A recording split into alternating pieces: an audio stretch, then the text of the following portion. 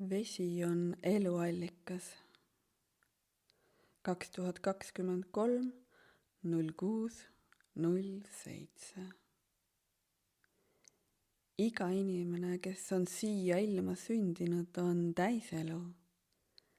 Eranditult igaüks meist on valitud elu poolt välja. Eluvesi on sujuvas voolamises, kui jõel on oma pehmelt looklev säng ees.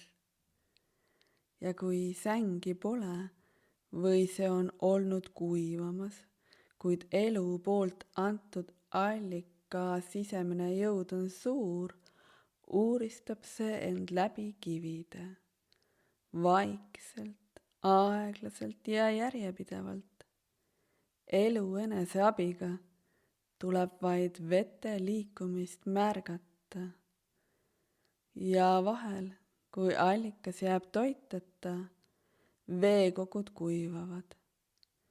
Kui maa-alune eluvesi ei leia väljundit, kuid sisemine jõud on suur, siis ta purskub ühel hetkel välja, purustab takistused või liigub sinna, kus saab vabalt voolata.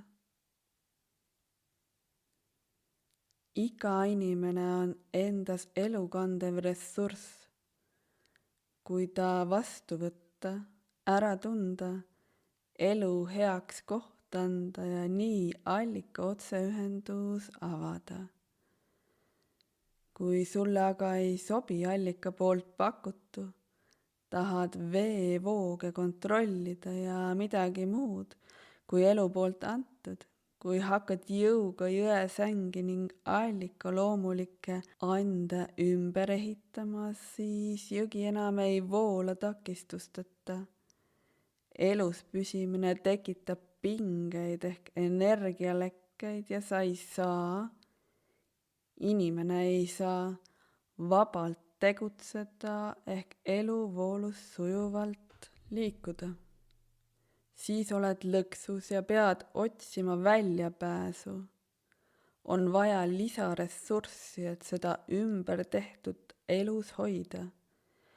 Nii kadunud, varjatud ning vähenenud võib olla loomulik otseühendus eluallikaga. Nii pole enam pehmet sängi, kus puhata. Täpselt sama on inimeste annetega. Kui me ei võta elu poolt pakutavat tänuga vastu ja meile ei piisa sellest, mis on, ning nõuame aina rohkem ja teistsugust vett, kui meie kõrval olevas allikas pingutuseta pakkuda on, või tahame sealt veel hoopis midagi muud, siis kaev lõpuks kuivab. Jõgi muutub kärestikuliseks, tekivad paisud ning pinged. Kuniks veevool vaibub või murrab end tagasi vaatamata sulust välja, luues nii uue loomuliku voolusängi. Ja allikas kaob suletud paigast ning avaneb kusagil mujal. Seal, kus selleks on elu voolamist toetav keskkond. Seal, kus ta saab vabalt avalduda. Allikas ei kao ära, muudab vaid vormi ja väljendusviisi. Elu ei kao ära.